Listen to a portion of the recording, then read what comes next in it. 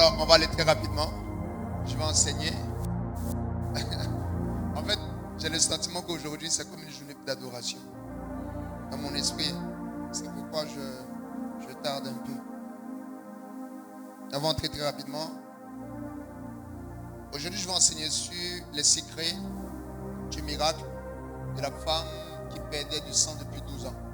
Qu'est-ce qui s'est passé? Qu'est-ce qui a fait que quelqu'un qui n'était pas prévu arrive à obtenir quelque chose que même les autres n'ont pas reçu? Je vais expliquer un peu. Je sais en mon cœur que tu ressortiras de là avec quelque chose de puissant. Amen. On va lire d'abord avant que je commence, c'est bon? Marc chapitre 5. Marc chapitre 5.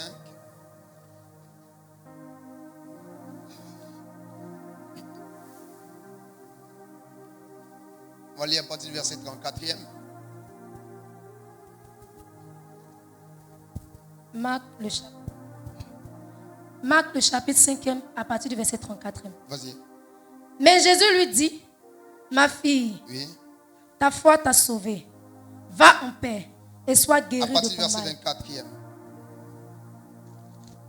À partir du verset 24, Oui. Jésus s'en alla avec lui et une grande foule le suivait et le pressait. Or, il y avait une femme atteinte d'une perte de sang depuis 12 ans. Au verset 26e, elle avait beaucoup souffert entre les mains de plusieurs médecins. Elle avait dépensé tout ce qu'elle possédait et elle n'avait éprouvé aucun soulagement, mais était allée plutôt au verset 27e. Ayant entendu parler de Jésus, elle vint dans la foule par derrière et toucha son vêtement. Car elle disait, si je puis seulement toucher ses vêtements, je serai guérie. Au verset 29, au même instant, la perte de sang s'arrêta et elle sentit dans son corps qu'elle était guérie de son mal. Jésus connut aussitôt en lui-même. Jésus connut aussitôt en lui-même qu'une force était sortie de lui. Et se retournant au milieu de la foule, il dit, qui a touché mes vêtements? Ses disciples lui dirent, tu vois la foule qui te presse. Et tu dis, qui m'a touché? Verset 32. Et il regardait autour de lui pour voir celle qui avait fait cela. La femme effrayée et tremblante, sachant ce qui s'était passé en elle, vint se jeter à ses pieds et lui dit toute la vérité. Mais Jésus lui dit, ma fille, ta foi t'a sauvée. Va en paix et sois guérie de ton mal. Amen. Amen. Je veux que tu prennes ton cahier et que tu notes attentivement tout ce que je vais dire aujourd'hui. Voilà. Je dis normalement quand on est arrivé ici, j'allais demander à tout le monde d'avoir son cahier. Quand tu viens à l'église, viens avec un cahier. Amen. Pour écrire, pour prendre note. Une différence avec mon ministère que j'ai dans mon ministère, c'est clairement d'expliquer le mécanisme des choses. Si tu marches avec moi ou que je suis ton pasteur, tu dois prendre la peine de noter beaucoup. Amen. Parce que le plus important n'est pas ce que tu viendras ici. Le plus important, ce sont les preuves qui découlent ou qui ressortent de ta présence et de ton passage ici. Donc il est important de prendre la peine de noter, d'écrire. Amen. Nous sommes à l'école du Seigneur. On est à l'école du royaume. Ce texte fait partie des histoires que chaque chrétien devrait prendre la peine d'étudier profondément d'ailleurs. Parce qu'il y a quelque chose ici qui va impulser une force surnaturelle à la vie d'un enfant de Dieu. Afin que cette vie devienne plus glorieuse encore. C'est bon comme ça maintenant? C'est bon? On m'entend mieux? D'accord. Devienne plus glorieuse encore. Je suis en train de lire l'histoire d'une femme qui perdait du sang depuis 12 ans. Cette femme-là était passée chez certains médecins en fait. Mais quand elle s'approche de Jésus, ce qui se passe c'est qu'elle arrive à obtenir de Jésus ce que Jésus ne lui a pas donné. Normalement, ça devrait choquer quelqu'un. Normalement, Jésus est trop puissant pour qu'on puisse prendre quelque chose de lui sans son accord. S'il est Dieu et vu qu'il est Dieu, normalement, avant de toucher quelque chose de lui, on devrait avoir son autorisation.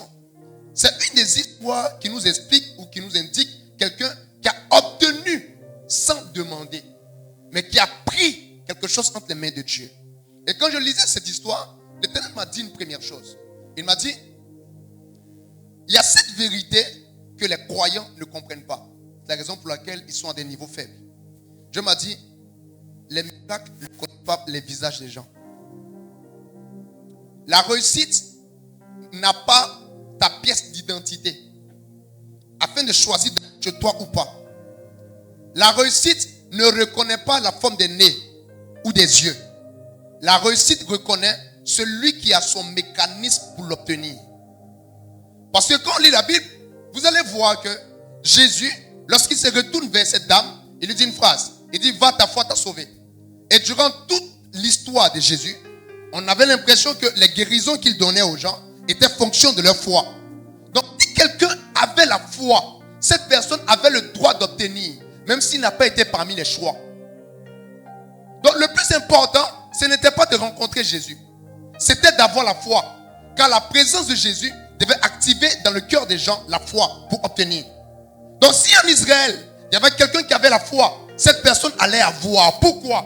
Le miracle ne reconnaît pas les visages. Le miracle reconnaît la foi. Je veux dire à quelqu'un qui est en train de m'écouter. La grandeur et la réussite ne sélectionnent pas les gens en fonction de leurs origines. La grandeur et la réussite ne sélectionnent pas les gens en fonction de leur passé. La grandeur et la réussite sélectionnent les gens en fonction du mécanisme qu'ils ont. Si tu peux correspondre, la grandeur et la réussite viendront à toi. Si tu ne peux pas correspondre, tu vas passer 10 000 ans en train de prier à l'église, mais il n'aura rien. Parce que c'est l'histoire de quelqu'un qui a pris de Dieu sans autorisation de Dieu. Parce que cette personne avait reçu en elle un mécanisme qui lui permettait d'attirer de Dieu. Et vous devez savoir que Dieu n'a pas de problème à vous donner quelque chose. Quand vous n'avez pas quelque chose, ce n'est pas Dieu le problème. Quand vous n'avez pas quelque chose, c'est parce que vous ne correspondez pas aux critères qu'il faut pouvoir l'avoir. Ainsi, ta vie n'est pas le reflet de la volonté de Dieu. Ta vie est le reflet des connaissances que tu gardes profondément en toi. Et la discipline que tu as. Donc à chaque fois que quelqu'un va prier beaucoup, mais qui ne va pas se soumettre aux lois que Dieu a établies pour avoir, cette personne n'aura pas. La délivrance ne commence pas par la présence de Dieu. La délivrance commence par la connaissance que Dieu est là. C'est différent. La grandeur ne commence pas par le fait de venir à l'église. Même quand tu es venu à l'église, si la connaissance n'est pas ton partage, tu ne seras pas grand. Parce que la grandeur stipule que quelqu'un qui la désire doit se soumettre aux lois pour l'avoir. Comme les chrétiens viennent à l'église, ils écoutent les prédications, ils viennent à l'église, ils écoutent les cultes, ils viennent à l'église, mais à l'heure de la prédication, ils ne prennent pas la peine de prendre note.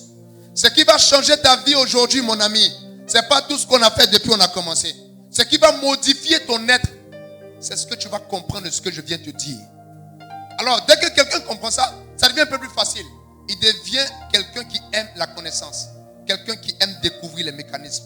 Quelqu'un qui n'est pas tout le temps là en train de penser de par lui-même. Mais dès qu'il a fini de trouver de Dieu, tout change dans sa vie. Quelqu'un qui comprend que Dieu a toujours raison. Quelqu'un qui sait que l'Éternel a la chose dont il a besoin pour aller. Vous savez à quel moment les chrétiens échouent beaucoup? C'est parce que les chrétiens ont tendance à ajouter beaucoup sur ce que Dieu a déjà dit. Tout ce que je t'ai dit est suffisant pour que tu réussisses. Tout ce que je t'enseigne ici est suffisant pour que tu deviennes grand. Mais si tu ne peux pas correspondre à la forme qu'il faut, tu n'iras nulle part. Vous verrez des personnes en train de pleurer aujourd'hui de dépression. Alors que s'ils avaient écouté le Seigneur, ils n'en seraient pas là. Cette femme-là, elle n'était pas prévue. En vrai, l'histoire n'explique pas d'abord son histoire. L'histoire commence par l'histoire de quelqu'un d'autre. C'est-à-dire, Jésus partait chez Jairus. Mais elle s'est faufilée dans l'histoire d'un autre. Et elle a eu une gloire plus grande que l'histoire de l'autre. Pourquoi? Parce qu'elle n'a pas regardé au fait que Jésus allait quelque part. Elle a décidé de correspondre aux critères. Je vais te dire quelque chose de très grand. Les places des grands sont connues. Mais les visages des grands ne sont pas encore connus.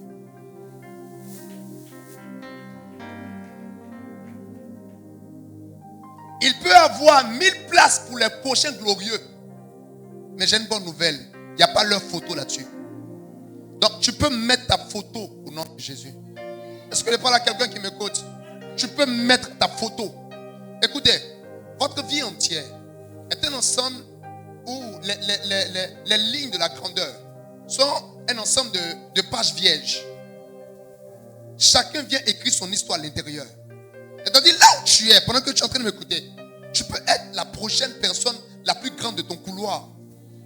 Mais si tu décides de correspondre, tu quittes la distraction, tu quittes l'inutilité et tu décides de correspondre. Moi ici, je pense que, et je crois profondément, qu'on a ici au milieu de nous les personnes qui ont fait bouger l'adoration dans le monde les saisons à venir. Mais quand la parole est annoncée, celui qui entend la parole doit réussir à correspondre aux critères qu'il faut. C'est tout en fait. Je ne sais pas si vous vous rappelez, combien de fois on a donné des prophéties pour dire lui il sera grand. Et puis c'est son voisin qui a été grand. C'est parce que les prophéties ne retiennent pas les visages. Non, les prophéties ne retiennent pas les visages. Les prophéties retiennent ceux qui s'avancent pour elles et ceux qui marchent pour elles. Et à chaque fois que tu as entendu une prophétie où tu te sentais concerné, c'est que tu pouvais la saisir.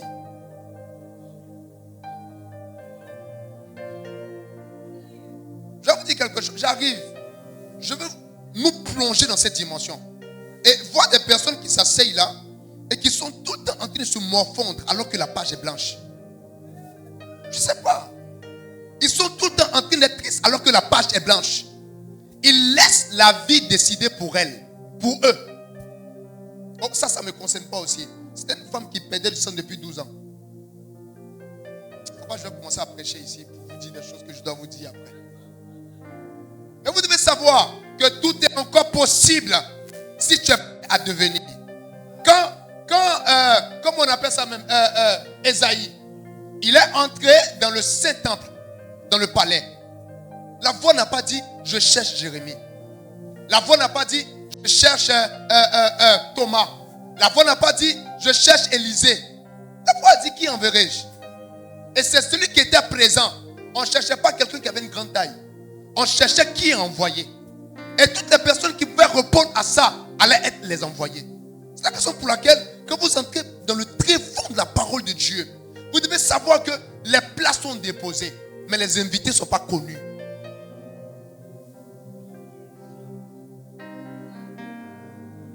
Non. Vous avez l'opportunité d'écrire une histoire différente. Ça dépend de vous.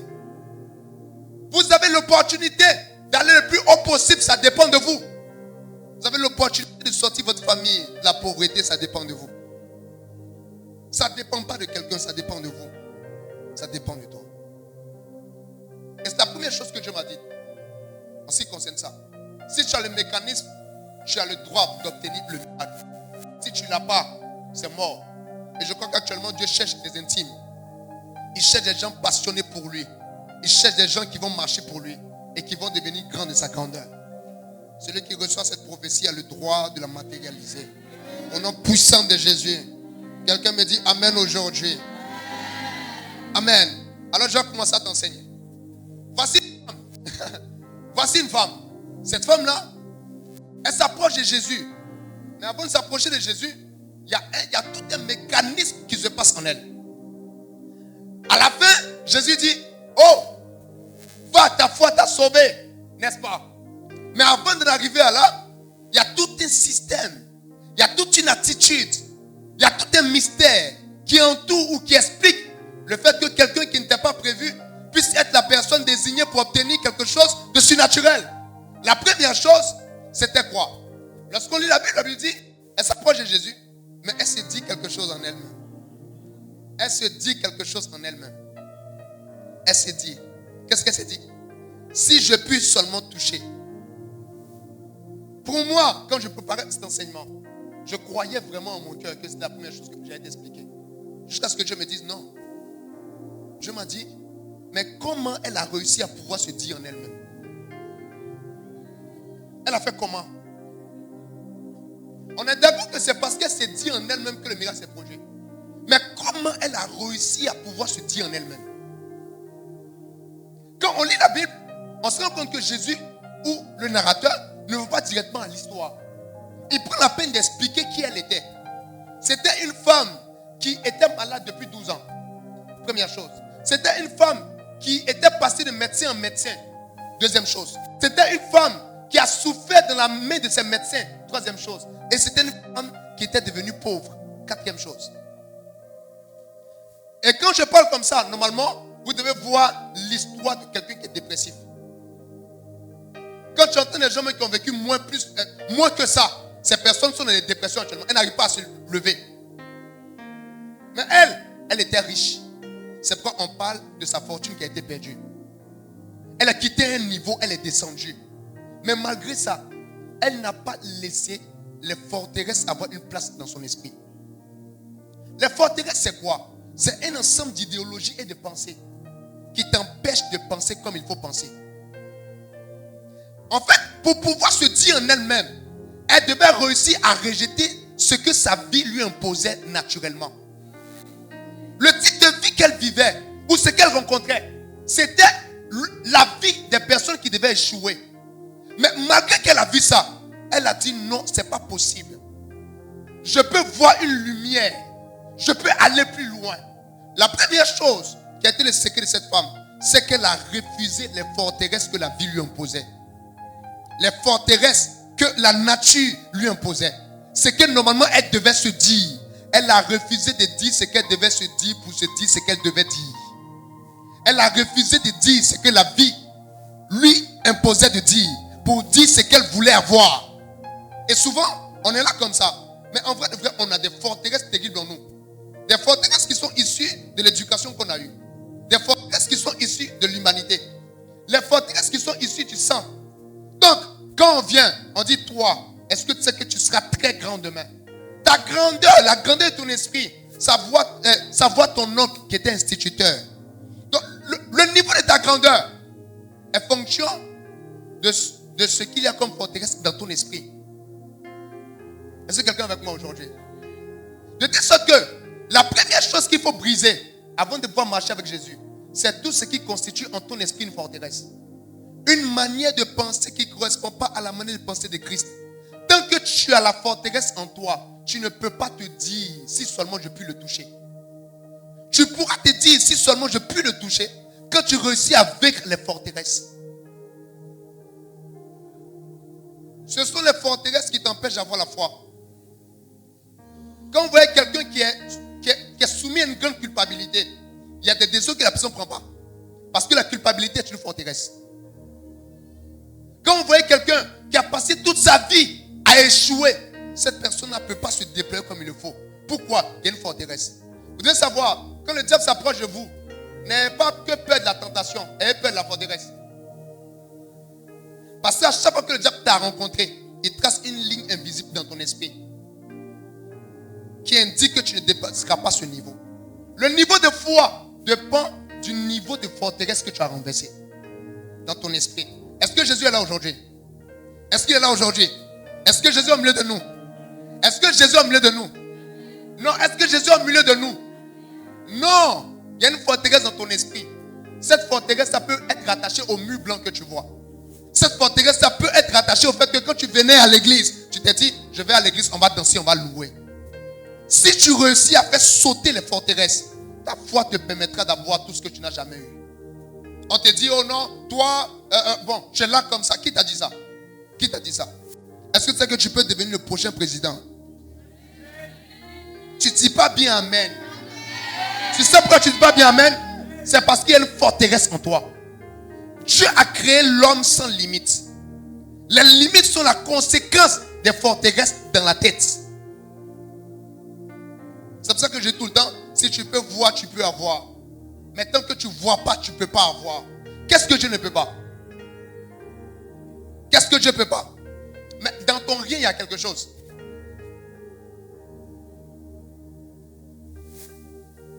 Hein? Dans ton rien, il y a quelque chose. Et c'est cette chose-là que Dieu veut détruire. Ce qui limite Dieu dans ta vie sont les forteresses de ton esprit, les forteresses de ton âme. Et comment se forment les forteresses? Je vous ai dit, il y a le sang, il y a l'humanité, il y a tout ça. Il y a aussi les habitudes que tu as tout le temps. Satan peut venir mettre une forteresse on appelle ça comment même? Ceux qui sont déprimés là. De dépression en ton cœur. C'est là maintenant, tu vois tout le temps des choses, tu es troublé, tu es perdu. C'est une forteresse. C'est déposé dans ton esprit. Mais je prie que le Seigneur le brise aujourd'hui. Les forteresses sont multiples. Et je veux encore redire cette phrase-là.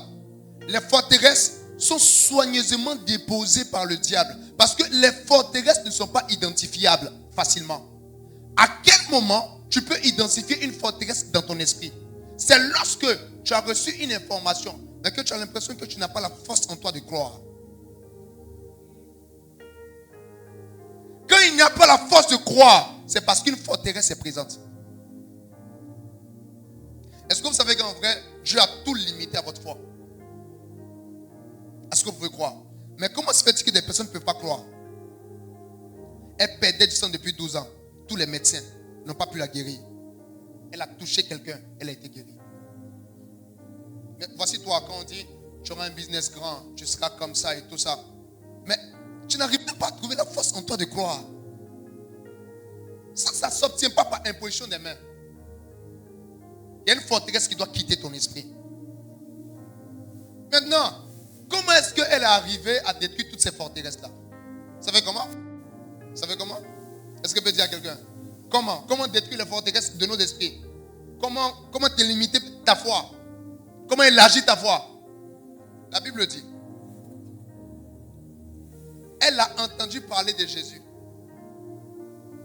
N'est-ce pas? Elle n'avait jamais vu Jésus. Elle avait entendu parler de Jésus. Elle n'avait jamais vu Jésus. Écoutez bien. Guérir un malade. Elle avait entendu parler de Jésus.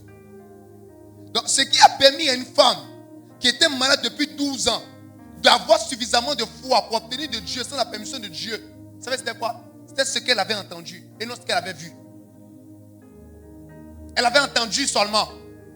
Amen. Quelqu'un me comprend? Elle avait entendu. Cette femme n'avait pas vu d'ange. Elle n'était pas allée au ciel pour descendre. Ce n'était pas comme Pierre, comme Paul. Elle n'avait pas vu, comment on appelle ça même, la lumière. Elle l'avait seulement entendu. Mais elle a accordé tellement d'importance à ce qu'elle avait entendu que c'était pour elle un soubassement pour produire le miracle. Combien sont les chrétiens qui sont là aujourd'hui? Leur foi est rattachée à leur niveau de voyance. Oh, je suis comme ça parce que j'ai pas vu l'ange que tu as vu. La femme là, elle a pris de Dieu sans voir un ange. Mais toi, tu es dans la présence de Dieu, tu sens le Saint-Esprit. Mais ta foi n'est pas élevée. Pourquoi? Parce que tu rattaches le surnaturel à tes yeux. Le surnaturel n'est pas rattaché aux yeux. Les yeux de la foi sont tes oreilles.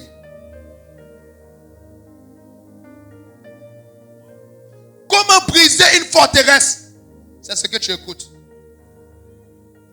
Elle a entendu un témoignage. C'est pourquoi Jésus n'a pas laissé de photos. On n'avait pas besoin de le voir avec nos yeux. On avait besoin de choisir ce qu'on allait écouter. On parle d'une femme qui a une grande foi. Mais cette grande foi, elle l'a eue parce qu'elle écoutait des choses qui ensemençaient sa foi. Qui lui permettaient de croire. Qui lui permettaient de voir loin. Elle écoutait. C'est la raison pour laquelle le témoignage est puissant.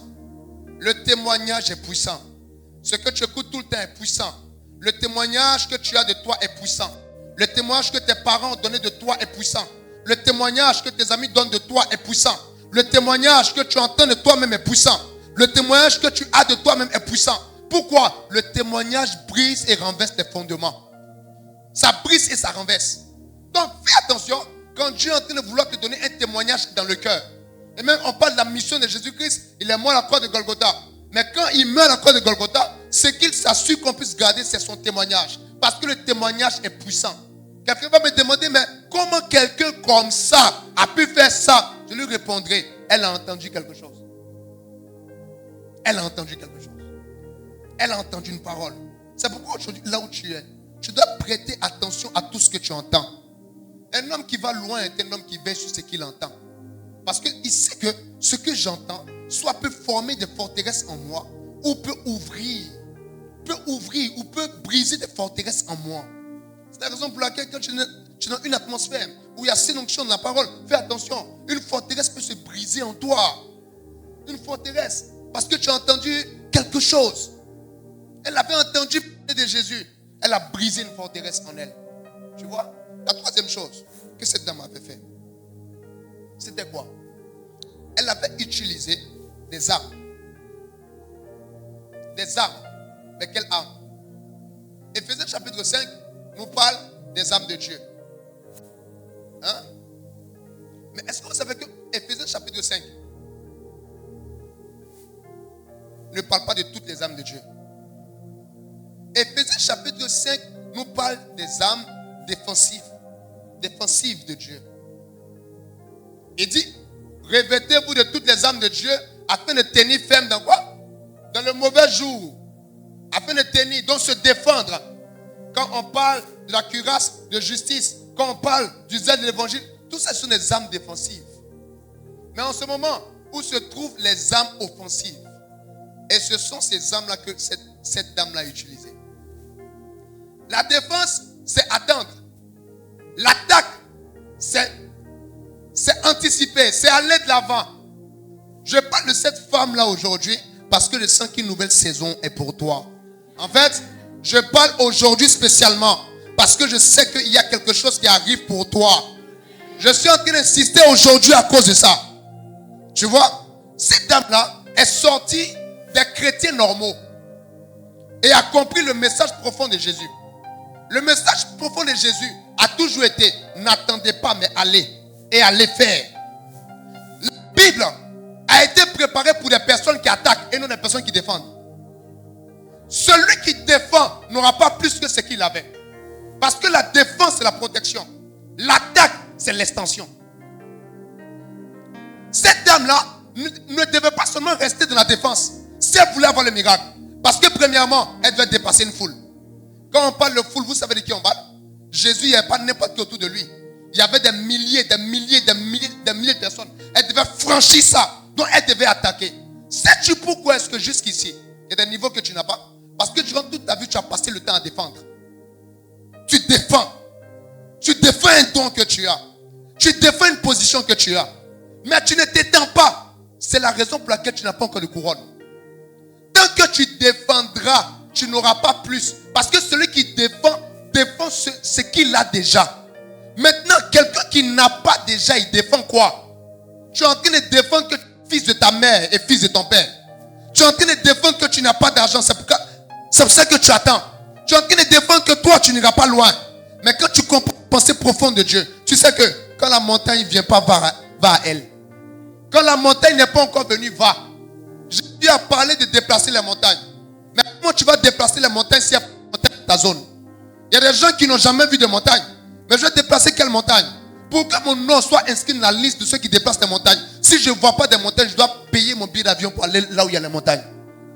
Ce passage est un appel à affronter les événements de la vie. À regarder. Écoute, si la connexion ne vient pas à toi, va à la connexion. Écoute, si la richesse ne vient pas à toi, va vers la richesse. Je parle à une femme stérile. Si l'enfant ne vient pas à toi, va vers l'enfant. Va vers. Pourquoi? Ceux qui prennent de la vie sans la permission de la vie sont ceux qui arrachent à la vie. Ils arrachent à la vie. Ils prennent, ils arrachent. Ils n'attendent pas. La Bible est pour les conquérants. Le royaume des cieux est pour les violents. Jésus est pour ceux qui n'attendent rien, mais qui savent se bouger en utilisant les armes de Dieu. Et parmi ces armes offensives, il y a ce qu'elle a fait. La Bible ne dit pas qu'elle a pensé que si elle touchait, elle allait être guérie. La Bible dit, elle s'est dit en elle-même que si elle touchait.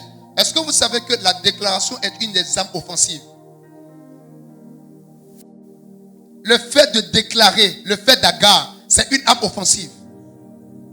Le problème avec toi, c'est que jusque-là, tu attends qu'un ange vienne te dire le territoire comment on appelle ça même, des marchés financiers est pour toi. Alors qu'en vrai, Dieu nous a donné quoi? Il nous a donné la terre pour héritage. Je vais vous dire quelque chose. Une des raisons pour lesquelles Dieu ne parle plus beaucoup, c'est parce qu'il a déjà parlé beaucoup trop. Dieu ne parle plus beaucoup parce qu'il a déjà parlé beaucoup trop. Je vais vous dire encore quelque chose. La raison pour laquelle cette femme avait réussi à prendre de Jésus sans sa permission, c'est que Jésus avait déjà dit, tout est possible à celui qui croit.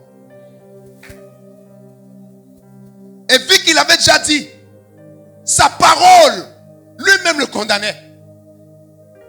Jésus n'a pas permis, mais il a permis.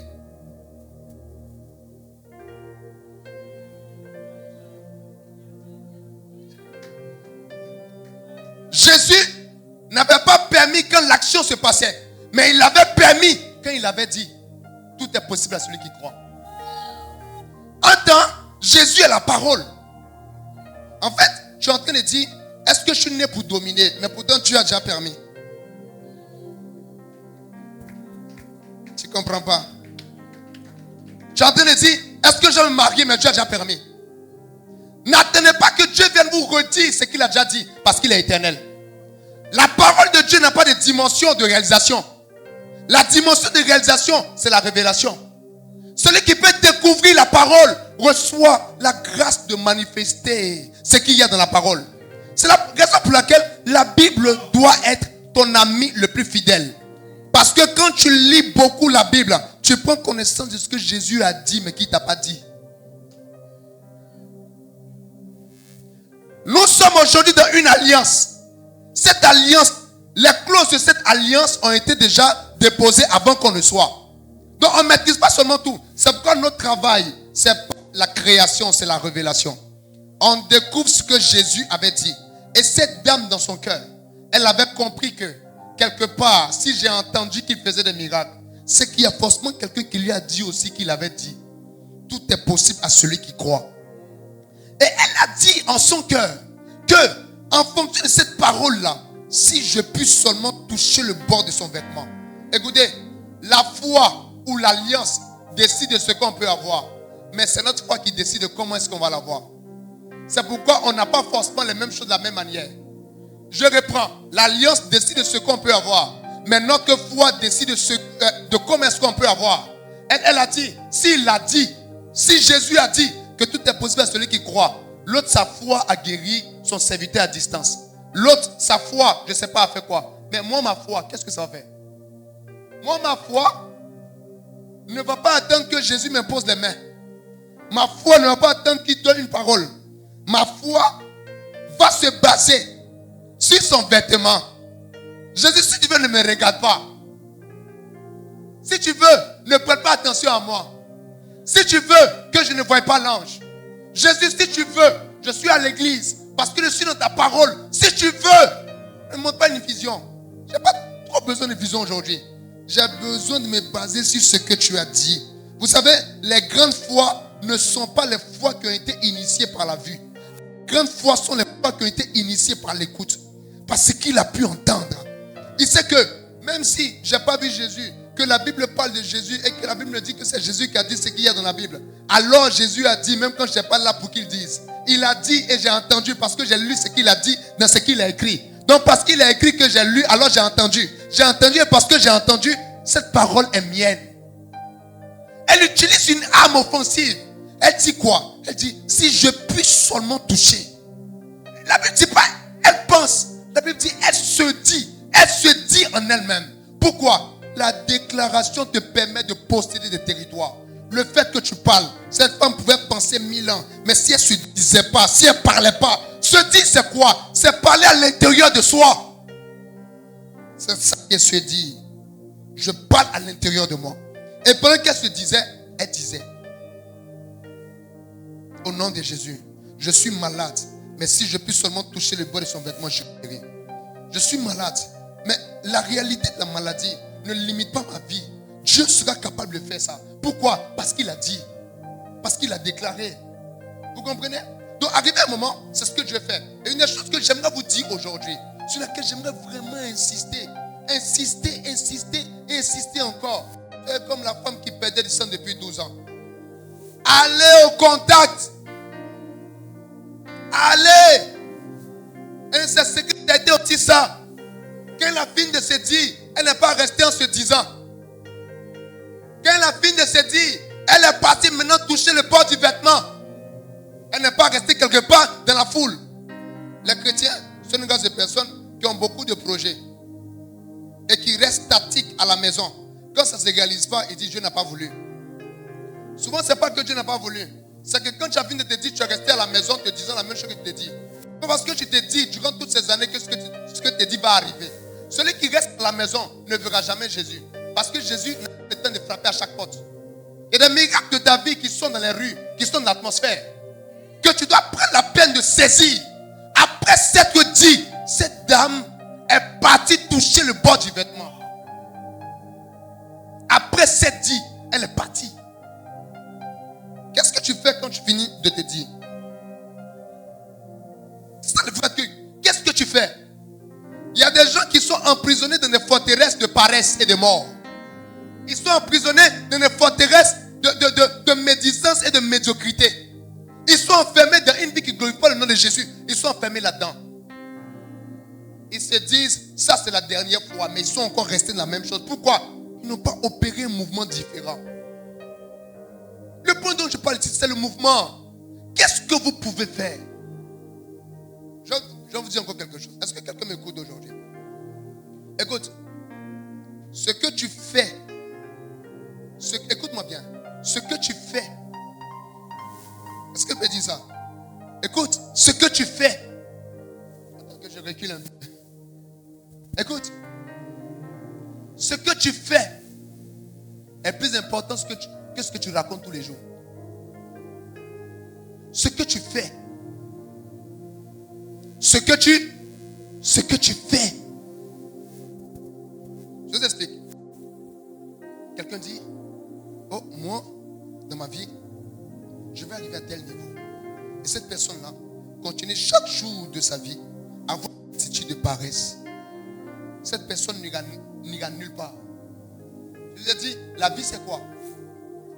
Ta vie c'est quoi? Ta vie c'est quoi? C'est quoi la vie? C'est le temps. Est-ce que c'est faux? Maintenant, si ce que tu fais dans ton temps n'est pas quelque chose qui peut rentabiliser dans le temps, qu'est-ce que tu auras du temps? C'est la vraie question. Est-ce que vous savez qu'en vrai, on a tous les mêmes opportunités d'une dimension? Et le problème, c'est ce qu'on fait de notre temps. Quelqu'un a fini de se dire, d'abord même elle a mis un temps à part, cette dame-là. Elle a mis un temps à part pour aller vers Jésus. Elle est partie à sa rencontre. C'est la raison pour laquelle ce qui te garantit le futur et le grand succès, ce n'est pas ce que tu as fait un jour. C'est ce que tu maintiens chaque jour. Parce que même si tu as obtenu un miracle par grâce, ce qui maintient le miracle, c'est la discipline. Parce que la discipline fait plier les genoux du diable devant Dieu. Si Satan doit devenir petit dans ta vie, la discipline doit entrer dans ton cœur. Et je disais aux gens, la discipline n'est pas obtenue par imposition des mains. La discipline est obtenue par imposition de la parole de Dieu à ta volonté humaine. Tu dois savoir que ta volonté humaine est sauvage, elle est remplie de chair. Cette volonté humaine-là, elle se doit d'être domptée. Quand un homme, écoutez attentivement, quand un homme, amen, tu vois, quand un homme, merci, quand un homme, tu m'entends? Quand un homme veut faire de grandes choses, ce qu'il lui faut obligatoirement, c'est une discipline grande. Attendez, je veux un peu ouvrir vos yeux sur cette histoire bien, avant de parler des autres secrets. C'est une dame qui marchait après quelqu'un qui était très populaire. On ne pouvait pas la voir lui seule. La Bible explique son histoire, mais la Bible ne dit pas combien de temps elle a passé à suivre Jésus dans cette histoire. Peut-être que Jésus était dans cette ville-là pour 3 jours ou pour 1 semaine. Qu'est-ce qui prouve que chaque jour elle ne venait pas essayer de toucher le bas de son vêtement? Ce n'est pas l'effort qui fait l'effort. C'est la répétition de l'effort qui engendre les héros.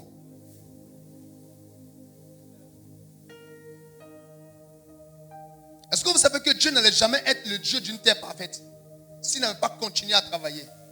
Il n'avait pas continué. Et le secret de cette dame, c'est qu'elle persévérait dans la voie de son cœur, dans ce qu'elle se disait. Celui qui est tout le temps intermittent, ou quelqu'un qui est tout le temps inconstant, quelqu'un qui est heureux aujourd'hui, demain il est triste demain. Il est triste. La personne est zélée pour aujourd'hui, demain cette personne-là n'est plus zélée. La personne aime Dieu aujourd'hui, demain elle n'aime pas Dieu. Cette personne est possédée. Je suis très sérieux. Jean, je ne blague pas. Il y a des gens qui ont des émotions vacillantes. Ils sont tout le temps là, en train d'avoir une intention différente. Au matin, 7 heures, ils sont heureux. À 10 heures, ils sont tristes. Ils vont dire non, c'est l'esprit prophétique. Qui t'a dit prophète? Oh non, je sens que dans mon cœur, le Saint-Esprit, ce n'est pas le Saint-Esprit qui a attristé. C'est un démon qui te possède. Oui, c'est vrai en plus. Cette dame avait la constance dans la volonté. Là, je vous parle des secrets qui feront que tu vas entrer dans une cour où on ne t'a pas prévu. C'est ça mon histoire. Tu vas entrer dans une dimension où on ne t'attendait pas. Où les gens ne pensaient pas à toi. Toi, tu entres. On dit, c'est pas Petit Kofi qui est là. C'est pas Petit Kofi qui est là. Mais on regarde Petit Kofi et puis on est obligé de t'appeler Monsieur Petit Kofi. Monsieur Petit Kofi. Ils vont commencer à oublier ton nom de camarade. On sera obligé de te respecter. Parce que la voix ne fait pas respecter comme la réussite. Oh non, respecte-moi, respecte-moi. Il y a des gens, tu dis, à qui tu dis, plus jamais, plus jamais. Hein? Tu ne répètes plus jamais ça. Mais ton apparence ne lui impose pas. Il y a des gens à qui tu n'as pas envie de dire. Okay? Quel que soit, si, je ne sais pas, le président passe ici, là, tu vas te respecter. Jean, tu vas. Toi seul. Toi seul. Et c'est dans cette dimension que je veux te faire entrer, mon ami. Tu dois réussir à entrer dans cette dimension. Pour ce faire, comme j'ai dit, tu dois briser les forteresses de ton esprit. Tu dois enlever ça. Ça doit sortir. Ça doit sortir. Mais quelqu'un qui ne s'est jamais vu très grand. Je veux qu'il devienne grand comment? Il ne s'est jamais vu. Cette dame s'est vue guérie avant d'être guérie.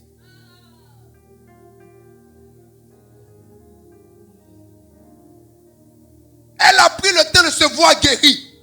Elle était sûre. Elle était sûre. Elle était sûre que si seulement je puis toucher le bol de ses vêtements, je serai guérie. Écoute, le miracle ne s'est pas fait quand Jésus a dit va, ta foi t'a sauvé. La Bible dit à l'instant qu'elle a touché Jésus, quelque chose est sorti. Donc Jésus n'était pas venu opérer les miracles. Il a seulement validé les miracles. Il a validé. Quelqu'un m'entend? Il a validé. Pourquoi? Parce que dans la loi, est-ce qu'il peut parler de ça? Hein? Tout ce qui n'est pas cacheté par Dieu ne trouvera pas sa place de toi. Tu sais pourquoi est-ce que tous les voleurs meurent mal?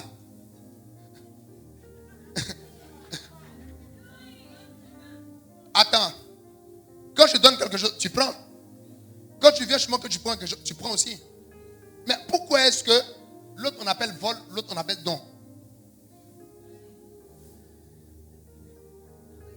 Ça n'a pas été validé. Donc la femme était venue voler en Jésus. Maintenant il a regardé. Il dit bon d'accord, je cachette, va, ta foi t'a sauvé, sois guéri. Alors qu'elle était déjà guérie. Donc elle avait la guérison, mais elle n'avait pas le cachet.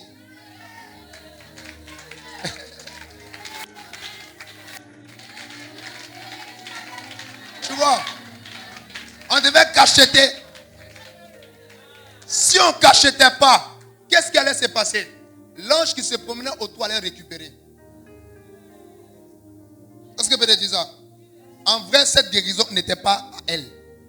Cette guérison était à la fille de Jairus. Tu vois? Elle était malade depuis 12 ans. La fille de Jairus avait 12 ans. Donc en fait, elle a pris une guérison qui était en Jésus, qui avait la capacité de guérir que les gens de 12 ans. Donc vu qu'elle a pris que ça ne lui appartenait pas, c'est pourquoi Jésus s'est rendu compte. En vrai de vrai, quand Jésus partait, attends. En vrai de vrai, attends, reste calme s'il te plaît. Attends. En vrai de vrai, quand Jésus partait, il avait déjà apprêté tous les éléments qu'il lui fallait pour réussir la mission là-bas. On est d'accord? D'accord. Donc, il va voir la fille de Jairus. Et pendant qu'il va voir la fille de Jairus, le gars en question, il a déjà la guérison là. Mais pendant qu'il est en train de partir, il y a quelqu'un qui prend. Donc, Jésus ne pesait plus le même poids spirituellement. C'est pourquoi il a senti que quelqu'un l'a touché. Donc, quand Pierre et les autres disaient, mais tout le monde te touche, c'est parce que les autres touchés n'allégeaient pas son poids.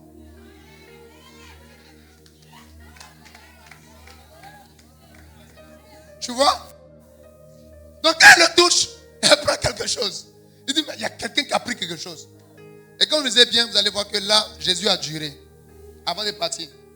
Et il a attendu que la fille de Jairus meure avant de partir. Pourquoi? Non, attends. Reste calme. Pourquoi?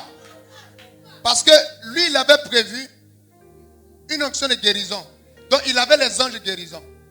Maintenant que la guérison avait été récupérée, il devait avoir un remplacement d'ange. Donc, maintenant, il a été tourné. Maintenant, il cherchait une onction de résurrection. Maintenant, s'il part pendant que la fille n'est pas morte, c'est pas bon. Il doit tourner pour que la fille meure. Espérant que sur la route là, il y a pas quelqu'un qui va prendre l'onction de résurrection.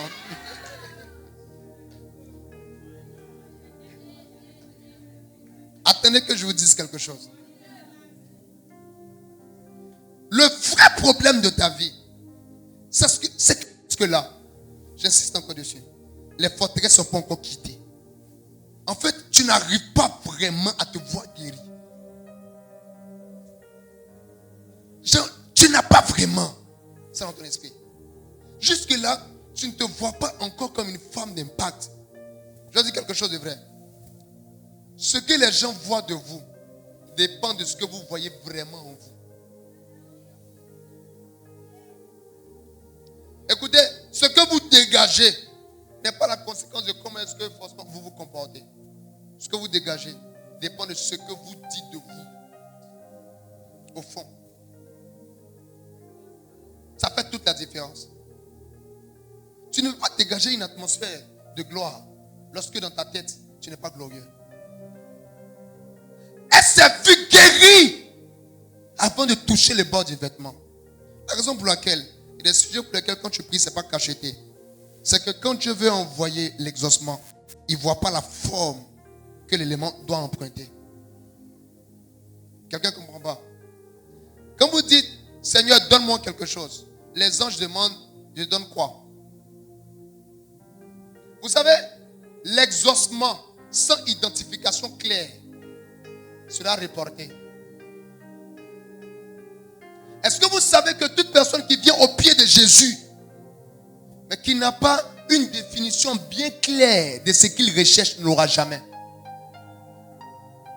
C'est pourquoi les jours à la maison ne sont pas des jours pour l'amusement. Ce sont des jours pour la préparation. Elle a passé tout son temps à voir. Elle se voyait guérie. Elle se voyait guérie. Elle était sûre qu'elle était guérie.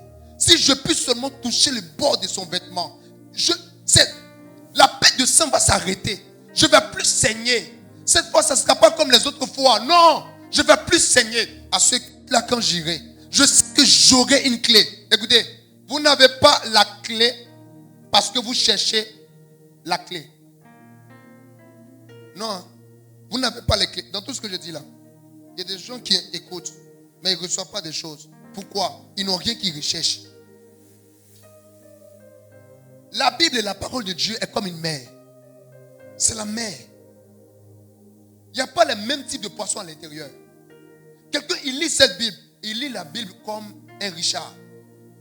L'autre lit la Bible comme un enfant bien aimé. L'autre lit la Bible comme un fils de Dieu. L'autre lit la Bible comme un entrepreneur. Pourquoi? La Bible se révèle en fonction de ce que tu veux combler comme vide en toi. C'est la même chose pour la prédication, pour les enseignements.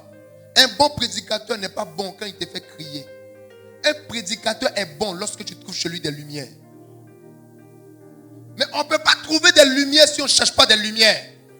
C'est pourquoi il y a des gens qui peuvent venir et puis ils seront fatigués. Pourquoi? Parce qu'en vrai, ils sont venus à l'église que pour l'église. Mais ils ne sont pas venus à l'église pour la mission. celui qui a une mission aujourd'hui va opérer un miracle rare. C'est-à-dire une chose, on ne s'attendait pas à ça et puis lui, il arrive à obtenir. C'est ça. Est-ce que tu sais que même Pierre n'a pas reçu un titre de miracle comme ça? Même Paul n'a pas reçu un titre de miracle comme ça. Il est venu, cette femme est venue et elle n'a pas caché sa maladie. Elle n'a pas caché. Elle avait sa maladie, elle a apporté sa maladie. Elle n'a pas dit, oh, Jésus-Christ de Nazareth. Il vient, il y a des gens qui viennent. Ils savent qu'ils ont besoin d'argent. Ils ont besoin de trucs. Ils disent, oh Seigneur, je veux seulement t'adorer. Les anges disent, bon, accordez l'onction d'adoration. Accordez l'onction d'adoration. Il y a tellement d'hypocrites dans cette histoire. Ils sont hypocrites. Ils sont hypocrites. L'hypocrisie. Tu connais vraiment ton besoin. Mais tu refuses de montrer à ton Dieu ton véritable besoin.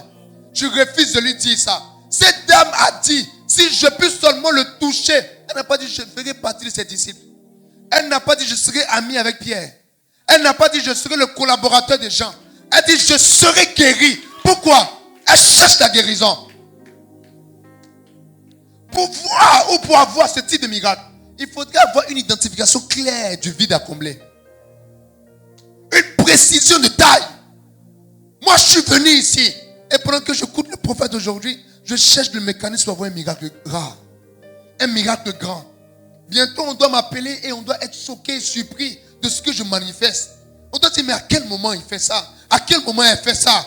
On ne s'attendait pas à elle. Si quelqu'un a un désir comme ça, voici les secrets. Il y a une forteresse à enlever dans ton esprit. Un témoignage que tu dois entendre. Est-ce que tu m'entends? Il y a un mouvement que tu dois faire. Et il y a une vision que tu dois avoir.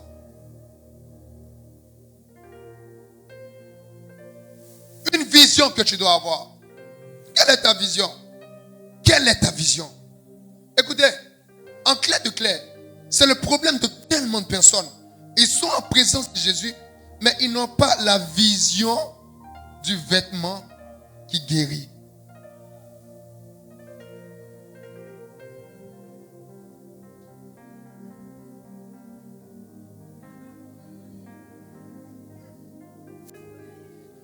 Ces personnes sont en présence de Jésus, mais elles n'ont pas la vision du vêtement qui guérit. Attends, c'est dans quelle partie de l'histoire on a vu le vêtement de Jésus qui guérissait quelqu'un? La spécificité de Jésus dans ta vie dépend de la vision que tu as de lui. Pour certains, Jésus était un grand parolier. Pour elle, Jésus était celui qui porte les vêtements qui guérissent ma maladie. La vision. Elle avait deux grandes visions. Elle avait la vision de son mal qu'elle n'y est pas. Et secondement, elle avait la vision de celui qui était là. Parce que ce n'est pas tous les vêtements qui guérissaient. Elle peut seulement toucher son vêtement, donc identification de la personne. C'est la raison pour laquelle vous ne devez pas avoir peur de parler de Jésus. J'ai dernièrement discuté avec le Saint-Esprit et il me disait, un des plus grands problèmes de la génération, de votre génération, c'est que les gens aujourd'hui passent le temps à prêcher leur expérience sur la chair, mais ils ne prêchent pas la vérité que j'ai donnée. Ce qui triomphe du monde, c'est l'évangile, c'est la parole. Peu importe ce que les gens font, peu importe ce qu'ils rencontrent ou ce qu'ils racontent, on ne doit pas avoir peur. Écoutez, je disais qu'aujourd'hui, il y a combien de pasteurs, hommes de Dieu, qui peuvent se lever, prendre leur micro et parler de la dîme, parler des bienfaits de la dîme. Ils ne sont pas nombreux. Pourquoi? Parce qu'ils se disent, quand je vais parler, je vais poster, les gens vont venir me combattre. Celui qui n'a pas de combat de la part des hommes n'est pas disciple de Jésus.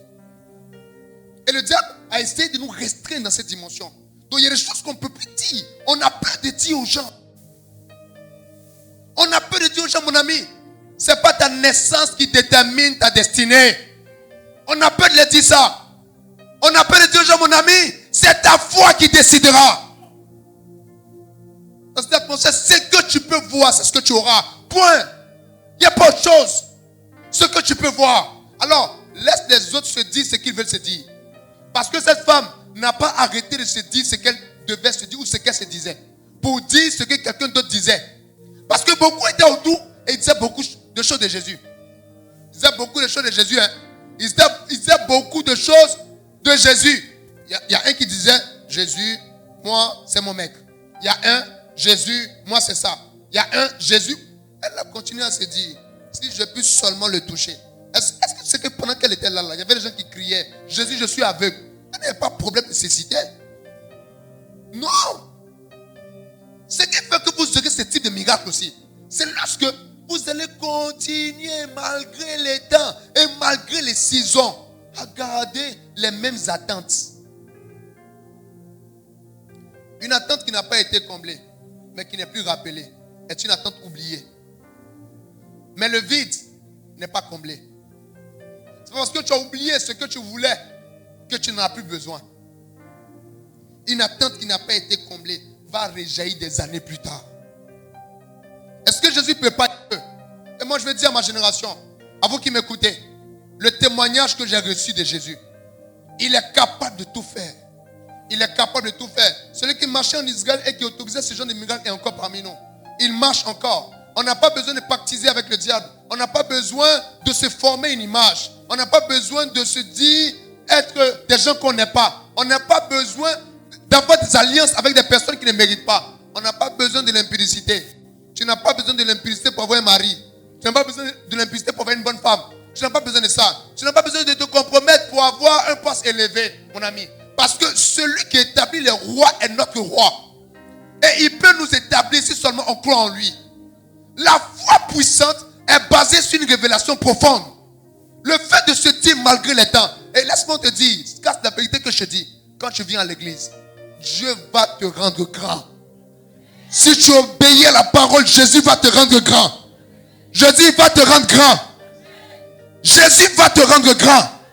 Les gens n'aiment pas qu'on dise ça, mais c'est la vérité. Jésus va te rendre grand. Il ne va pas te laisser petit. Quand tu vois quelqu'un qui est petit dans la maison de Dieu, c'est quelqu'un qui a refusé d'écouter le grand Dieu.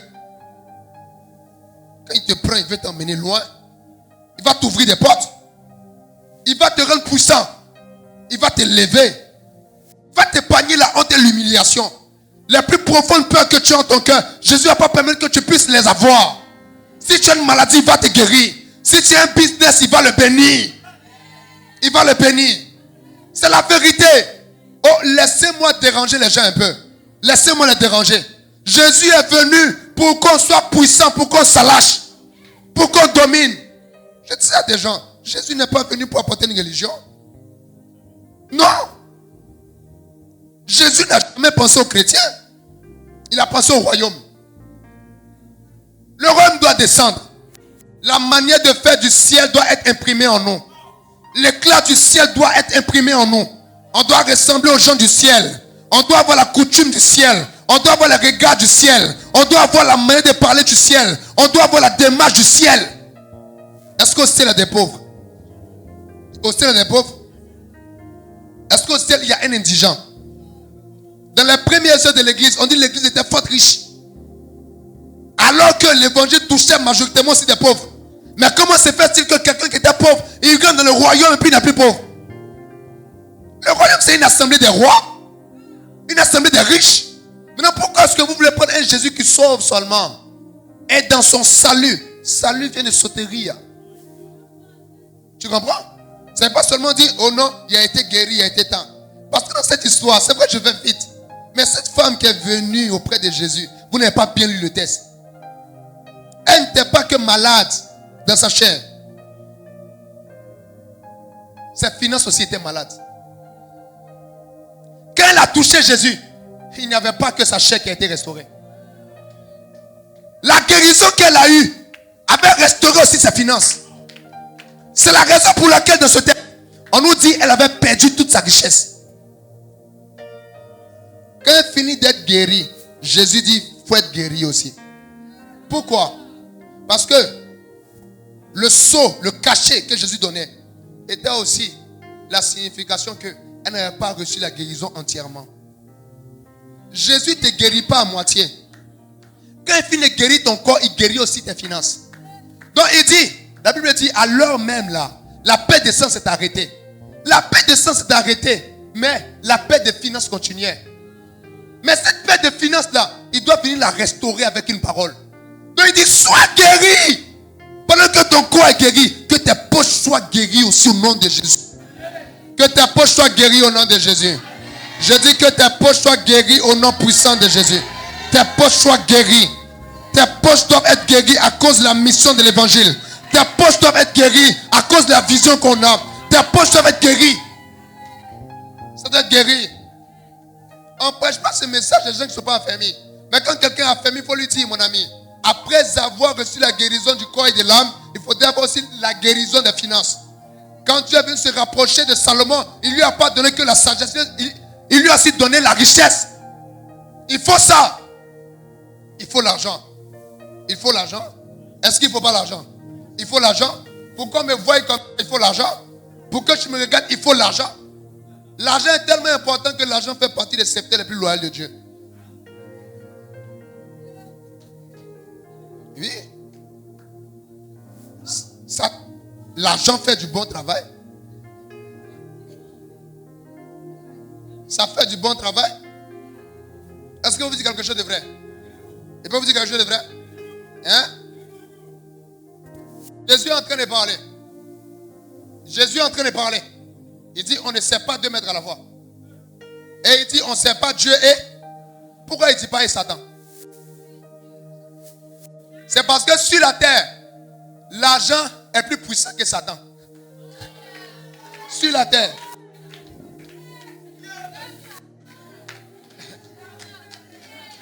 Parmi les hommes, l'argent est plus puissant que Satan. Qu'est-ce que Satan fait pour avoir les hommes? L'argent.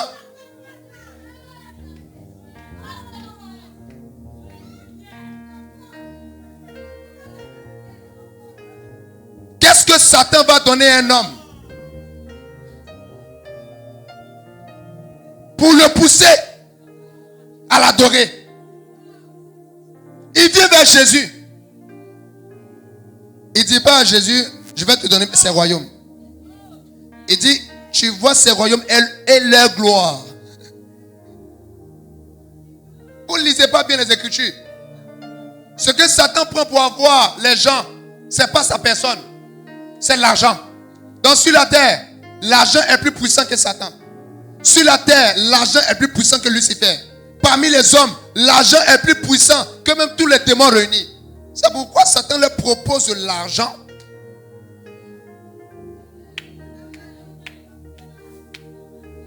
Bon, si quand tu dois venir à moi, je te donne quelque chose pour que tu viennes. Ça veut dire entre la chose et moi qui est plus important. C'est la chose. C'est la chose qui est plus importante. Vous pensez que Dieu est à vous? Vous pensez que Dieu est à vous?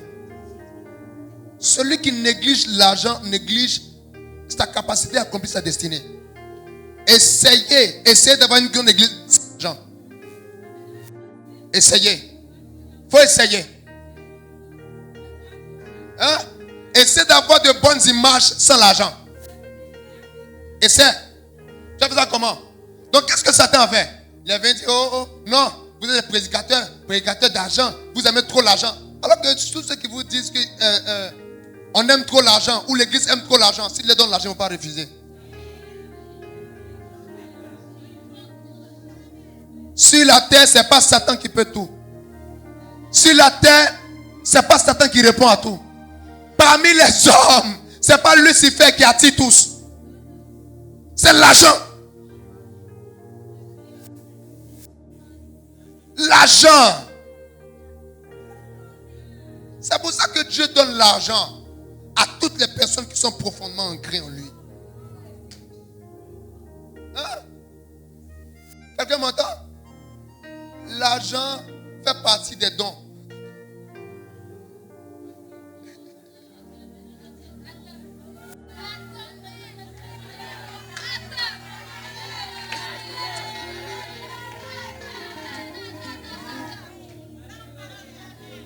L'argent fait partie des âmes.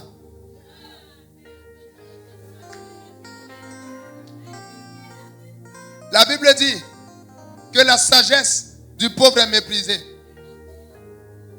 Mais Jésus veut qu'on puisse être des témoins. Ça veut dire quoi? Il veut qu'on soit riche. Ne vous y trompez pas. Est-ce que je peux enlever cette forteresse de ton esprit? Non, attends que j'enlève. J'enlève ça bien. On ne peut pas être totalement dans la volonté de Dieu sans argent. Toi, tu es ici aujourd'hui pourquoi? On a mis carte à disposition. S'il n'y avait pas carte, toute la semaine, tu allais pleurer. Tu allais plus concentrer sur le transport que la présence de Dieu. Est-ce que je peux dire ça? L'argent facilite l'entrée de Dieu.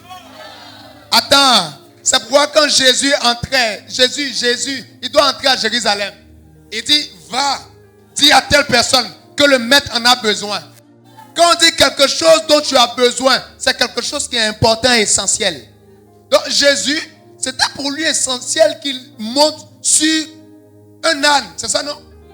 Et une ânesse, ce jour-là, il devait rentrer comme ça, parce que ça devait accomplir une prophétie. C'est la prophétie qui t'aide dans ta vie parce que l'argent n'est pas encore arrivé. Il doit entrer. L'argent n'est pas encore arrivé.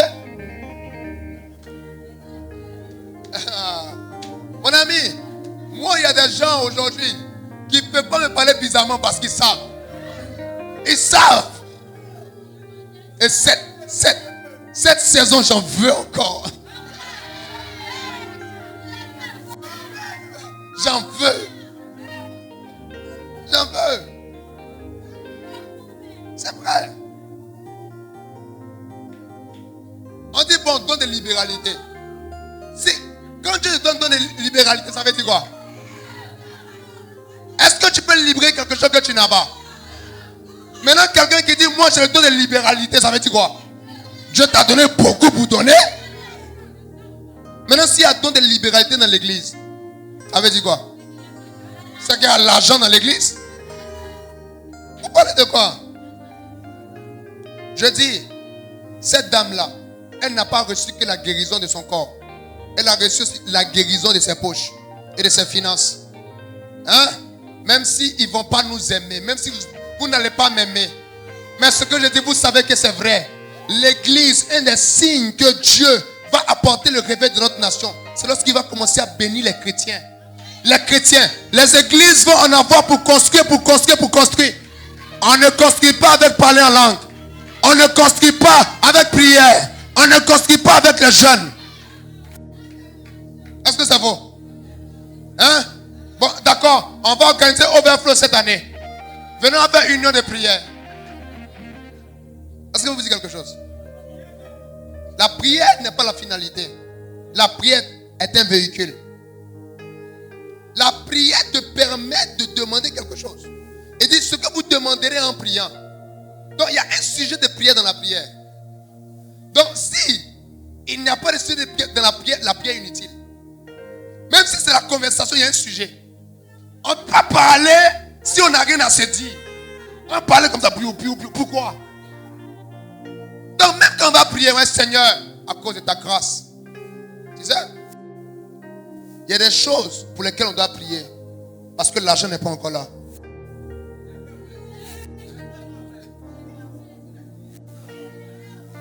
Parce que l'argent n'est pas là.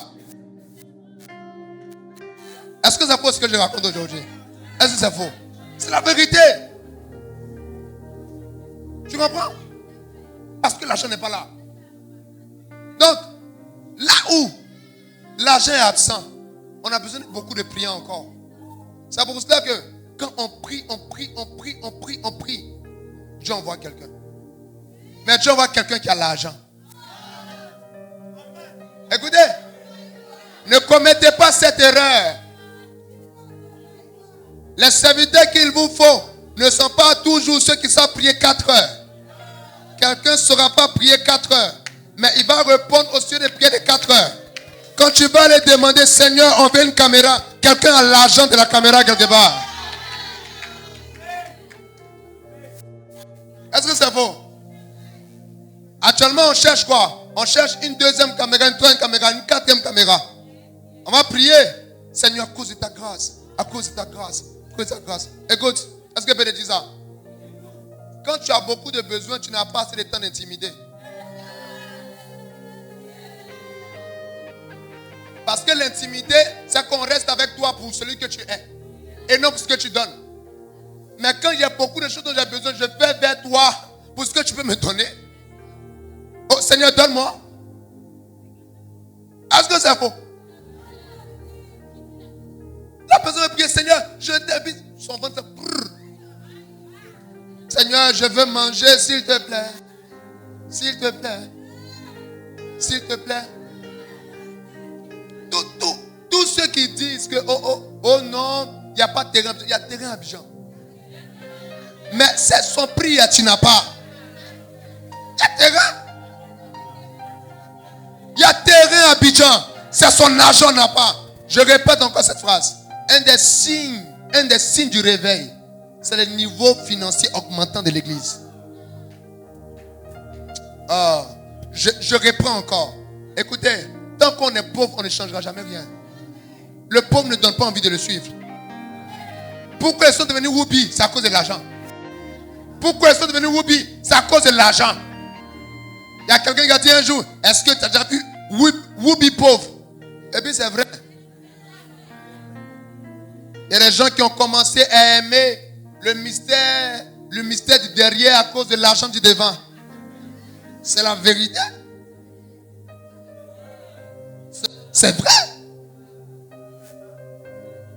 L'argent du devant.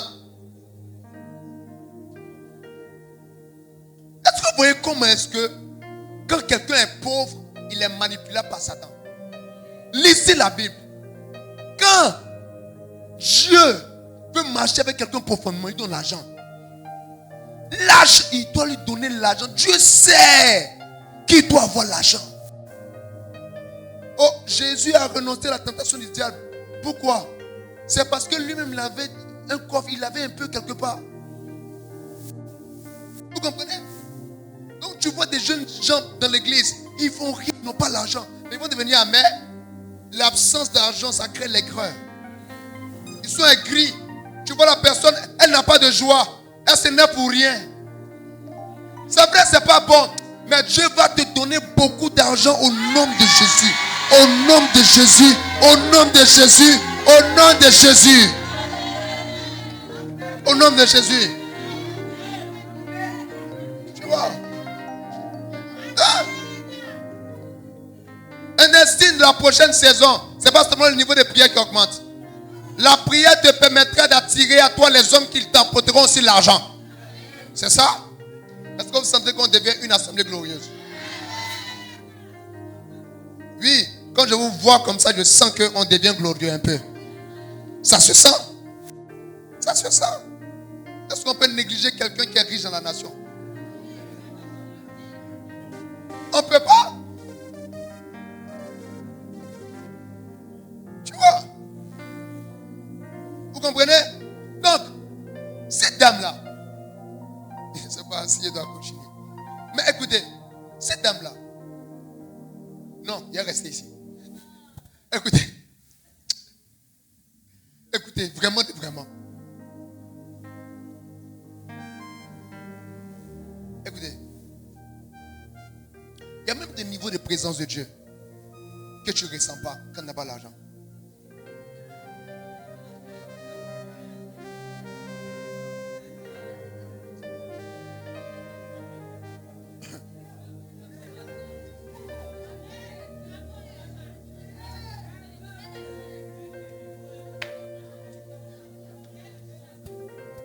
Je vais dire quelque chose qui est vrai. Notez ça quelque part. Vous savez pourquoi est-ce que plusieurs personnes ont beaucoup de mauvais songes? C'est parce que leur maison sente. Attendez. Attends. Écoute. La pauvreté attire beaucoup de mauvais esprits. Et les mauvaises odeurs attirent beaucoup de mauvais esprits.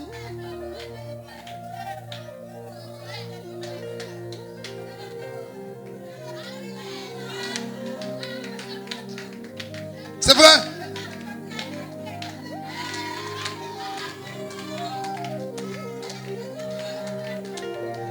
Mais attends. Voici toi. Tu n'as pas bien mangé. Quand tu n'as pas bien mangé la veille, le soir, la nuit là, tu rêves parce que tu voulais manger. Est-ce que c'est faux? C'est parce que tu n'as pas eu l'argent pour manger ce que tu voulais que tu es parti rêver, manger ce que tu voulais. Quand l'argent n'est pas là, on a beaucoup de rêves. On a beaucoup d'attaques. Parce que vous allez voir généralement là, pour que les sorciers ou pour que les mauvais rêves là puissent te trouver tout ça, généralement tu cours toujours dans les forêts, dans les coins bizarres.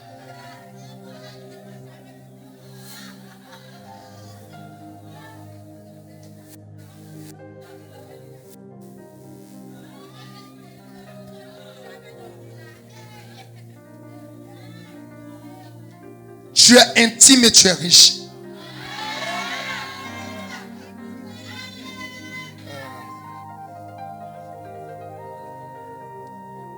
Tu es puissant et tu es riche. Tu imposes les mains et tu es riche. Il y a des onctions de guérison que tu as gaspillées. Parce que tu n'avais pas de paracétamol.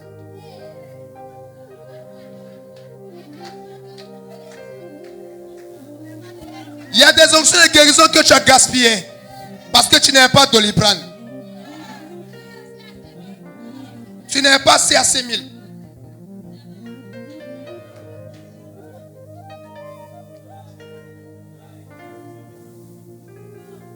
Combien are you?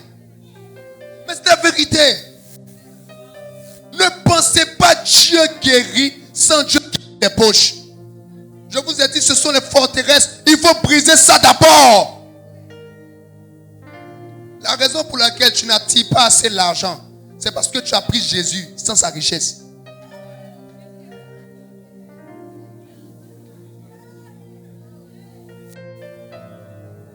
Et alors, quand on dit Jésus, la première image qu'il a en son esprit, c'est quelqu'un qui se prend dans un désert, dans un marché.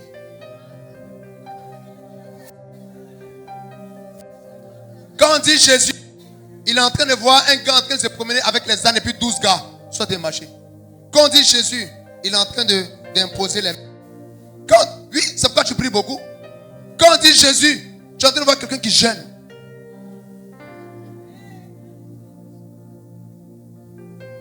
Est-ce que je peux vous dire ça? En vrai. Dieu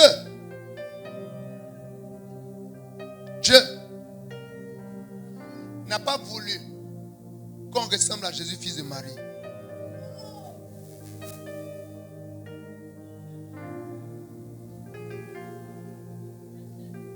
La Bible dit que il est mort afin qu'il soit le premier-né dans plusieurs frères. Et quand la Bible parle de nous avec Jésus, elle parle de Jésus comme fils de Dieu et non comme fils de Marie. C'est pourquoi la Bible dit on est héritier de Dieu et co-héritier de Christ. Mais c'est quel Christ? Celui qui est assis à la droite du Père. Dans toute sa gloire. Quelqu'un qui est puissant. Il est sans stress. Quelqu'un qui est sans dépression. Quelqu'un qui n'est jamais angoissé. Qui n'a pas peur de la cotisation du mois. Quand le mois arrive, c'est en train de trembler.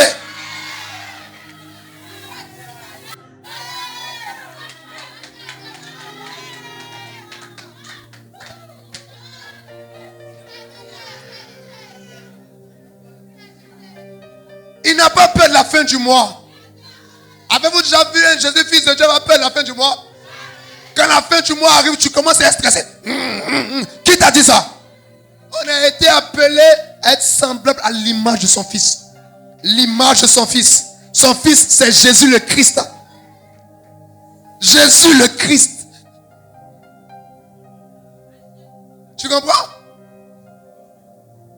Donc quittez cette dimension où vous êtes là, vous voyez comme ça. Non, j'ai un témoignage nouveau pour toi. Je veux que tu ressembles au Christ. J'ai un témoignage différent pour toi. Je veux que tu ressembles au Christ.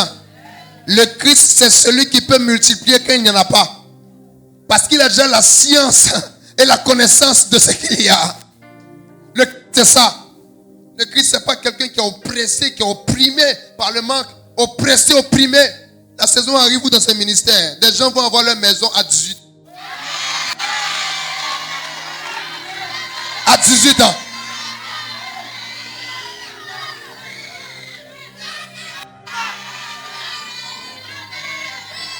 Oh, je sens quelqu'un qui est en train de saisir cette parole aujourd'hui. 18 ans, tu es chez toi. On n'a pas peur parce que tu es mature. Parce que tu es mature. Parce que tu es mature. Parce que tu es mature. Parce que tu es mature. On n'aura pas peur de ce que tu feras parce que tu es mature. C'est la saison là. C'est la saison.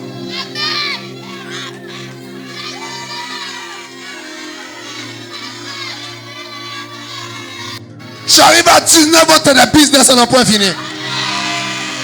Tu as installé ton coffre est blindé. Tu as un compte bancaire. Pas un compte bancaire bizarre, mais un compte bancaire des rois. Des rois et des seigneurs. Est-ce que je parle à un frère de Jésus ce soir? Est-ce que je parle à quelqu'un qui n'a pas de pression en lui? Quelqu'un qui déprime pas? Hein? Tu comprends ce que je dis? C'est la saison. Quand vous me parlez de réveil, n'oubliez pas le réveil aussi de l'argent. Parce qu'il fait partie des dons. Des dons. Il s'est fait pauvre afin qu'on soit riche. Seigneur, je ne prendrai pas seulement la guérison des malades, j'aurai aussi la guérison des poches. Je ne prendrai pas seulement les dons de voyance. Je prendrai aussi le don des finances. C'est ce que je prendrai. Parce que s'il n'y a pas beaucoup de maladies, le don de guérison est inutile. Alors que l'argent a sa place tous les jours. L'argent a sa place tous les jours. Tu penses qu'il n'y a pas de gens qui veulent être chrétiens? Commence à devenir riche, tu vas voir. Ils veulent être chrétiens. C'est parce qu'ils n'ont pas un déclencheur. Quand ils vont te voir arriver au quartier avec ce que tu es, ils vont dire, mais comment tu fais? Dans quelle église tu pars? Tu pars dans quelle église? Tu pars dans quelle église?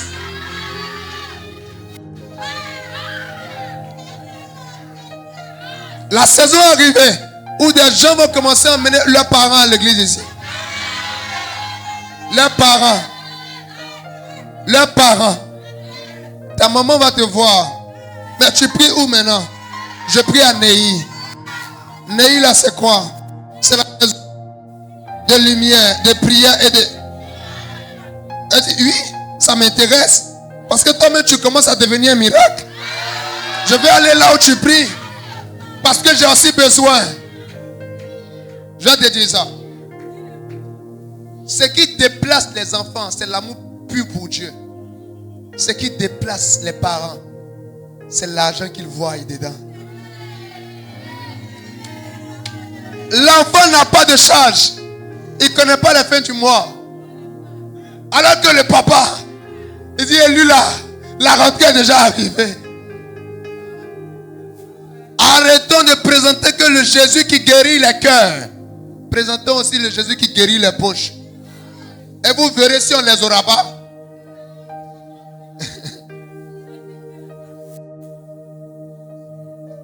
Toi qui me suis aujourd'hui, que Jésus guérisse ta poche. Tu vois, parce que là même où tu es, il y a une dimension de liberté que tu veux apporter. Quand on dit culte, tu veux dire non, je prends toute la salle. Mais te voici, tu regardes dans ton web, le pingouin n'est pas maigre.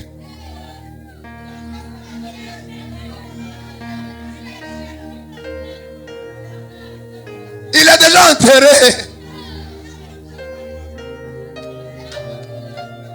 Et maintenant quand on dit, il y a quelqu'un ici, je sens que tu veux apporter quelque chose au Seigneur.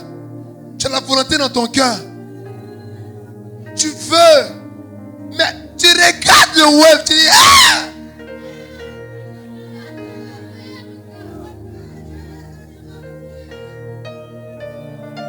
Quand c'est comme ça, la solution, c'est pas la prière, c'est l'argent. Quelqu'un va me voir et va dire, oh, il aime l'argent.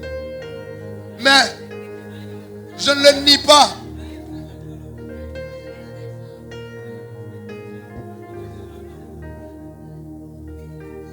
Homme de Dieu, c'est pas que tu prêches pas bien, c'est que tu n'as pas l'argent. En fait, quand on lit ce texte, vous ne vous rendez pas compte. La profondeur du texte, vous ne comprenez pas. La Bible dit, la sagesse du pauvre est méprisée. La Bible ne dit pas souvent, la sagesse du pauvre toujours est méprisée. Donc ça veut dire quoi? Même si tu prêches très bien, pour que les gens t'écoutent, ils vont regarder ton fond. Ils vont regarder ton visage. Ils vont regarder les habits que tu portes. C'est vrai. Parce que quoi? L'homme regarde à l'apparence. Avant de voir si ce que tu dis est vrai, laisse-moi voir ça sur toi d'abord.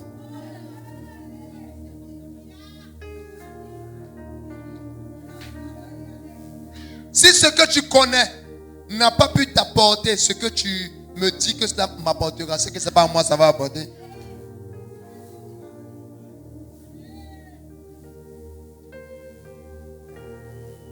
Je prophétise le réveil dans notre nation.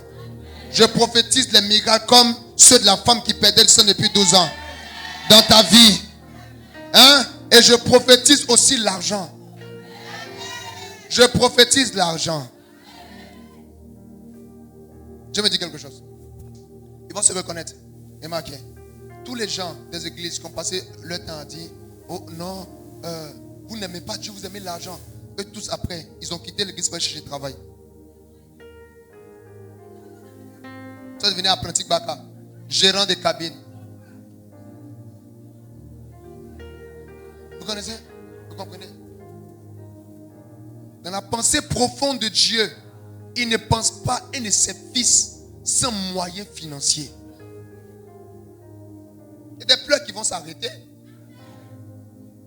Parce que l'argent vient. J'ai prophétisé ici. Et c'est une des raisons pour lesquelles j'espère que vous avez noté tous les points. Parce que là maintenant, je suis prêcher. Écoutez, je vous ai dit, je sens dans mon cœur. Je ne sais pas. Moi, je sais le sentir. Je sais discerner. Quand je suis dans une saison et que Dieu veut élargir les choses, je le sens. Moi, je dis tous les jours. C'est quelque chose dont je suis très fort dans ma vie.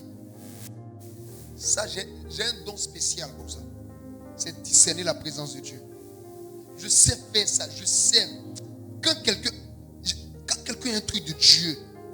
Parce que ma fille, c'est Zévine, elle est entrée. Elle est venue au culte. Là, une fois, il lui a dit, toi, tu entres au groupe musical. On était ici comme ça. Je manifestais. Et puis, je lui ai dit ça. Et quelques temps après, je la voyais jouer au piano. Elle était chantée. Je ne savais même pas. Et moi, je vous dis, je sens dans mon cœur. Je ne sais pas comment vous expliquer. Que Dieu a entendu nos prières. C'est la raison pour laquelle il est en train de chercher des canaux qu'il va bénir puissamment financièrement. Quelqu'un dit amen comme si ce n'est pas vrai. Le chanteur te dit, je cherche un canal. J'espère que c'est toi. J'espère que c'est toi. J'espère que c'est toi. Tu sais pourquoi? Parce que ma vision est devenue trop lourde. Trop lourde.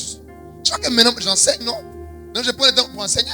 Je parle doucement. Tu vois que ça me gratte. Parce qu'en vrai de vrai, c'est quand je commence à parler comme ça que je me sens.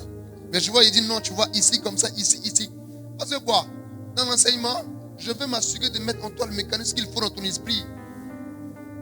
Parce que Dieu a décidé de nous élever. Ses yeux se promènent sur toi. Je reprends.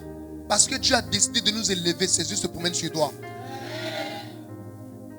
Je vais te dire quelque chose. Pour voir la grandeur d'un homme, il faut voir la grandeur des hommes que Dieu lui envoie. Pour voir un type de ministère, il faut voir les gens que Dieu envoie. Moi, je sais quel type de ministère on est en fonction de vos faces et de ce que vous représentez. Quand je vois vos valeurs, je me dis, oh, Dieu m'a donné quelque chose de grand. Est-ce que vous savez que Pierre était le meilleur pêcheur en Israël à cette époque-là? Il était le meilleur.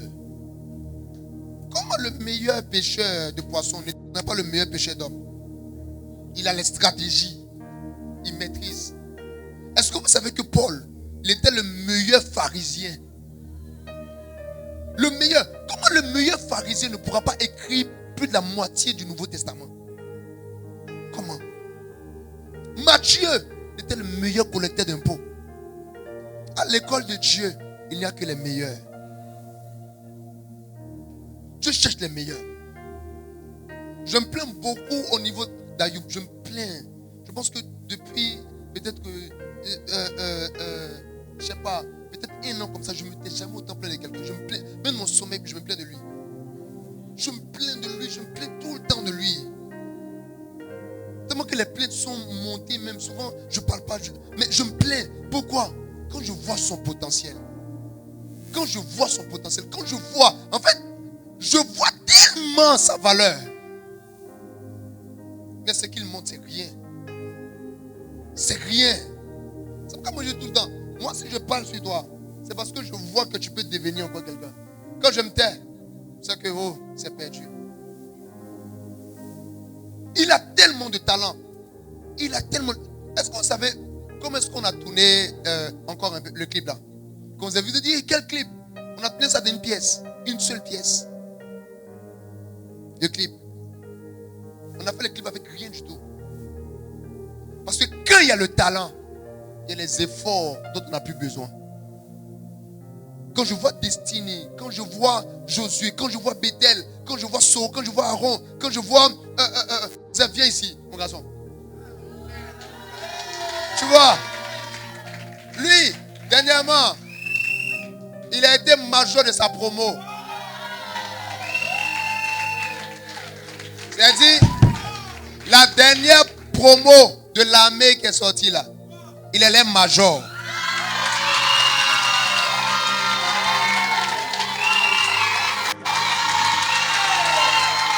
Faut t'asseoir.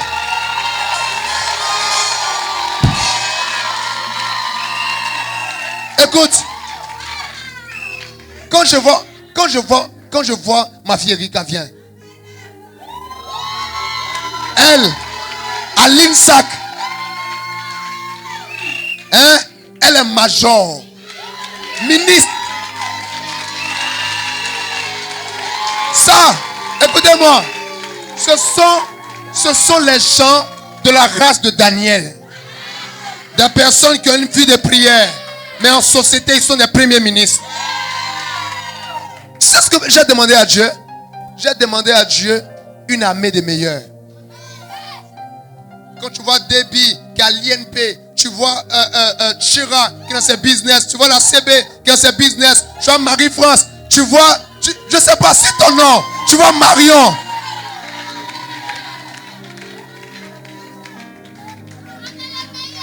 On a une armée de meilleurs. Hey, nous on ne se réunit pas pour se réunir. On a une armée où tu peux trouver des généraux, même parmi les plus petits. Est-ce que je peux vous donner une révélation? Les anges sont tellement puissants que Dieu n'a pas besoin de voir Michael attraper Lucifer. Dans le millénium là, après ça, vous savez c'est qui va attraper Lucifer pour l'enfermer? Un des anges. Un des anges. Un des anges. On n'a pas besoin de la force d'élite pour lui. Parce que même le plus petit est meilleur. C'est pourquoi la Bible dit, hein? Depuis le temps de Jean-Baptiste, le royaume des cieux est forcé. Tu sais? Mais il dit encore, parmi les hommes qui sont nés des femmes, il n'y a pas de plus grand que Jean-Baptiste. Mais dans le royaume, il est le plus petit parmi tous. Pourtant, il est le plus grand des hommes. Ça veut dire quoi? Le plus petit à l'église doit être meilleur que le plus grand de tous les hommes. Vous ne comprenez pas? La Bible dit que parmi les hommes qui sont nés de femmes, il n'y a pas de plus grand que Jean-Baptiste. Mais dans le royaume, il est le plus petit que le plus petit dans le royaume. Ça veut dire quoi? Si le plus petit ou si le plus grand des hommes est le plus petit dans notre royaume, ça veut dire normalement, le plus petit de l'église doit être plus fort que le plus grand des hommes. D'être plus puissant. C'est pour ça que quand les gens voient l'église en un endroit où la médiocrité règne, je dis, c'est pas l'église où Charles Cabistran est leader là aussi. Mon ami, Moi, je n'ai pas vision de gagner 100, 200, 1000, 10 000, 2 millions de personnes. Hein. Moi, je vais transformer cet état en un état chrétien. Regardez. Regardez. C'est un peu. Moi, amusez-vous. Ils pensent que je suis en train de m'amuser. Mais comme cette femme qui perdait du sang depuis 12 ans, je suis en train de me dire en moi, tu ne sais pas. J'ai une vision très précise. Regardez. Il y a 5-6 ans en arrière, je marchais avec des gens, je disais, écoutez, moi, je vais faire sortir des chants. Les gens vont écouter. Moi, quand je vais prêcher, les gens vont s'arrêter comme ça. Ils vont dire, mais lui, comment il prêche comme ça? Que je vais guérir les malades. Dans la rue d'Abobo, on mangeait oreille de porc. Oh Dieu, je suis là. Ma parole d'aujourd'hui annonce le futur de demain. Moi, je suis en train de voir dans ma tête. Quand vous me voyez parler, c'est ça en fait. Elle se dit en elle-même. Quand elle se dit en elle-même, elle se dit, ou elle dit ça à son entourage. Elle dit ça au monde. Elle dit ça à la société. Elle dit ça partout. Je dis, ce qu'on va faire, c'est qu'on va christocentrer ce système. Vous allez voir comment est-ce que Jésus sera fier. Il sera heureux.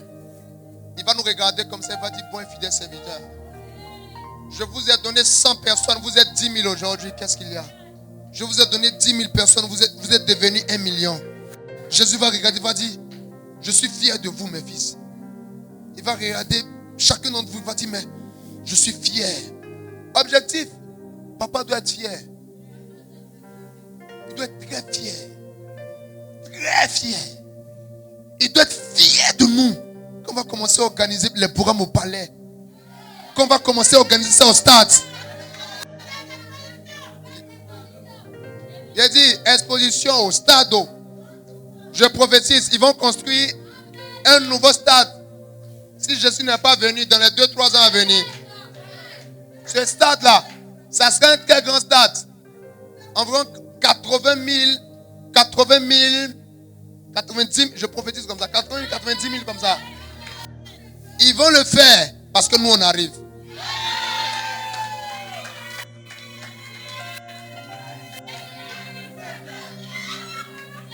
Ça se sent qu'on arrive.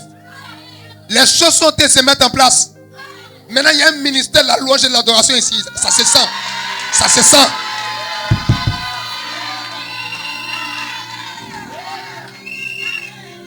Ça se sent. Ça se sent. Il y aura un ministère de la communication ici bientôt. Ça se sent. Ça se sent. Oh. Ministère.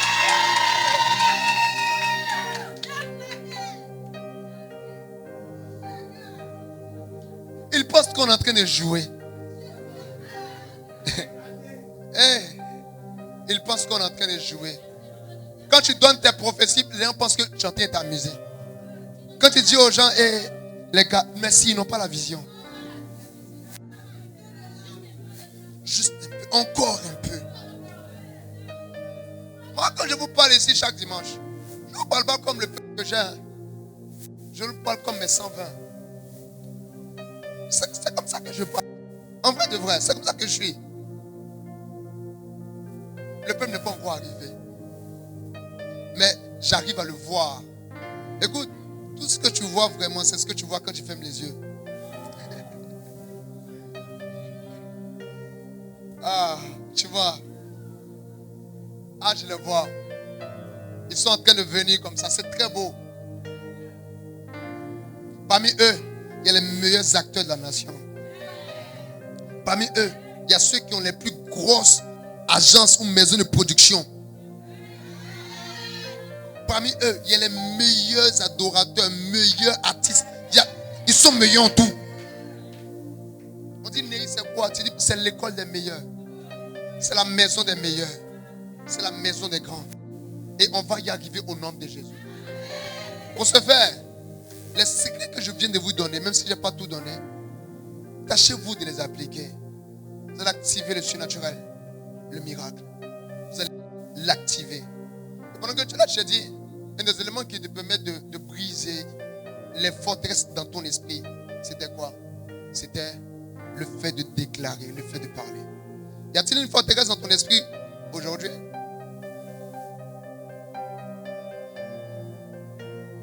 Est-ce que tu peux la briser avec moi aujourd'hui?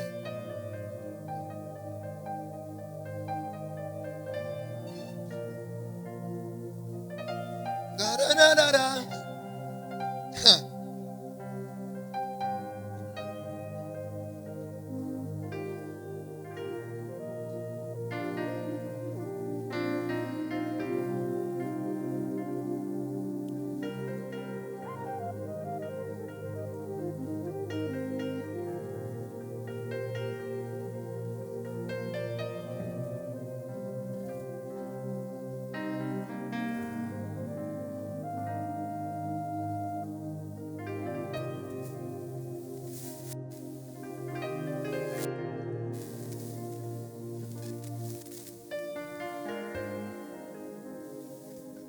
Je crois qu'il y a une femme aussi qui perd du sang ici.